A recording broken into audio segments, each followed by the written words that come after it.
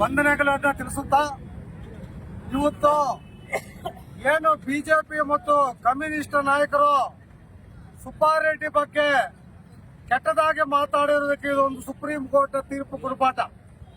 ಯಾಕಂದ್ರೆ ಸುಮಾರು 22 ವರ್ಷಗಳ ಕಾಲದಿಂದ ಬಾಗೇಪಲ್ಲಿ ತಾಲೂಕಿನಲ್ಲಿ ಸಮಾಜ ಸೇವಾ ಕಾರ್ಯ ಮಾಡಿಕೊಂಡು 3 ಸಲ ಶಾಸಕರಾಗಿ ಬಾಗೇಪಲ್ಲಿ ತಾಲೂಕನ್ನು ಗುಡುಬಂಡೆ ಮತ್ತು ಚಾಲೂರು ತಾಲೂಕುಗಳನ್ನು ಅಭಿವೃದ್ಧಿ ಮಾಡಿಕೊಂಡು ಬರ್ತಾ ಇದ್ದಾರೆ.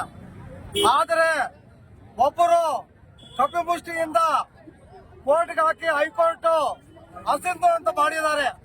ಆದರೆ ಈ ಅಸಿಂಧು ಅನ್ನೋ ಪ್ರಶ್ನೆ ಮಾಡಿ ಸುಪ್ರೀಂ ಕೋರ್ಟ್ಗೆ ಹೋಗಿ ಇವತ್ತು ಸುಪ್ರೀಂ ಕೋರ್ಟ್ ಮುಖ್ಯ ನ್ಯಾಯಾಧೀಶರು ಇವತ್ತು ಸಿಂಧು ಇದು ಅಸಿಂಧು ಅಲ್ಲ ಅಂತ ತೀರ್ಪು ಕೊಟ್ಟಿದ್ದಾರೆ. ಯಾಕಂದ್ರೆ ಅವರು ದೈವ ಭಕ್ತರು, ಸಮಾಜ ಸೇವಾ ಕಾರ್ಯ ಮಾಡುವವರು.